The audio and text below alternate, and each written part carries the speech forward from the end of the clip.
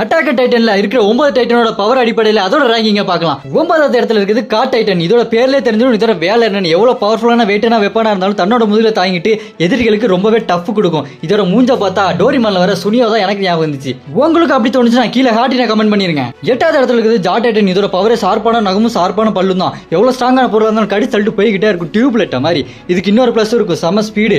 தவக்கல மாதிரி டபக்கி தாண்டி போகும். ஃபால்கோ கிட்ட இந்த ஜா டைட்டன் பவர் போனதுக்கு அப்புறம் பறக்கிற எபிலிட்டி கூட வரும். ஒவ்வொருத்தர்கிட்ட மாறி போகும்போதும் அப்படியே வேற மாதிரி அப்டேட் ஆகிற ஒரே டைட்டன் இந்த ஜா டைட்டன் தான். இந்த ஜா டைட்டன் உங்களுக்கு பிடிக்குன்னா கீழே கமெண்ட் பண்ணுங்க. 7வது இடத்துல இருக்கிறது ஆர்மர் டைட்டன். இதோட லுக்க பார்த்தாலே பிராக்லின்சன் மாதிரி இருக்கும். இதோட ஸ்பெஷல் எபிலிட்டியை சண்டையில எவ்வளவு அடிச்சாலும் தாங்கிறாண்டாவேன் அப்படின்ற மாதிரி சண்டையில லாங் லாஸ்டிங்கா சண்டை போட்டுட்டே இருக்கும். அதுதான் இதோட பவர்.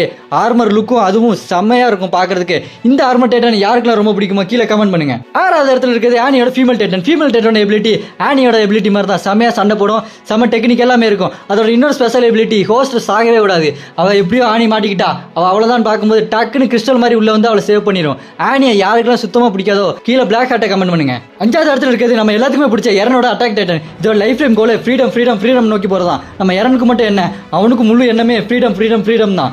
எரனும் அட்டாக் டைட்டனும் வேற இல்ல, ரெண்டுமே ஒருத்தங்க தான். இந்த அட்டாக் டைட்டன் யாருக்கெல்லாம் ரொம்ப பிடிக்குமோ கமெண்ட்ல ஃபயர் அமைச்சு ஃபயரை பறக்க விடுங்க. 4வது இடத்துல இருக்கிறது பீஸ்ட் டைட்டன். இது ரொம்ப கொடூரமான டைட்டன். இதோட ஸ்ட்ரென்த்தே கைதான். கையில படுற பாறை எல்லாத்தையும் நொறுக்கி ஏவுகணை மாதிரி தூக்கி வீசி போட்டுதல்ட்டே இருக்கும். ஒன்னுல கூட ஆர்மர் டைட்டனை பொழந்து எடுத்திருக்கும். இது இவ்வளவு கொடூரமா இருந்தாலும் நம்ம லீவை கிட்ட இது வாழை ஆட்ட முடியாது. ஏன்னா நம்ம லீவை இது கொத்தமல்லி சட்டின்றா நீ எனக்கு அப்படின்ற மாதிரி அடிச்சல்ட்டு போயிட்டே இருப்பாப்ல.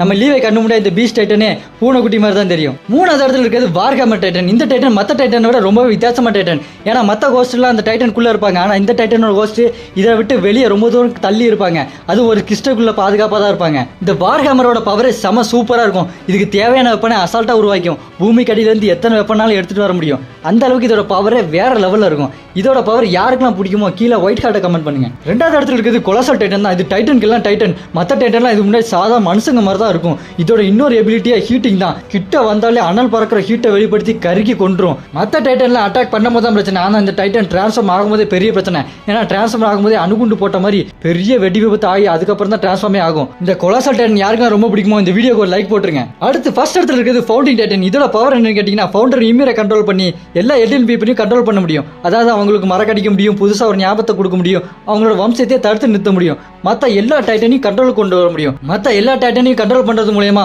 ஏன் ரம்லிங்கே ஸ்டார்ட் பண்ண முடியும். அந்த அளவுக்கு ஓவர் பவர்ஃபுல்லான டைட்டன் தான் இந்த டைட்டன். ஆனா இந்த டைட்டனை எல்லாராலையுமே யூஸ் பண்ண முடியாது. யாருக்கெல்லாம் அரசரோட வம்ச ரத்தம்லாம் இருக்குதோ அவங்க மட்டும் தான் இந்த டைட்டன் யூஸ் பண்ண முடியும். இதோட இந்த டைட்டன் லிஸ்ட் முடிஞ்சது. யாருக்கெல்லாம் இந்த வீடியோ ரொம்ப பிடிச்சதோ லைக் பண்ணிருங்க. நம்ம தொடர்ந்து இந்த மாதிரி அட்டாக் டைட்டன் விஷயங்களை பேசிக்கிட்டே இருக்கலாம். நீங்க இதை பார்த்துக்கிட்டே இருக்கணும்னா இந்த சேனலை சப்ஸ்கிரைப் பண்ணிருங்க.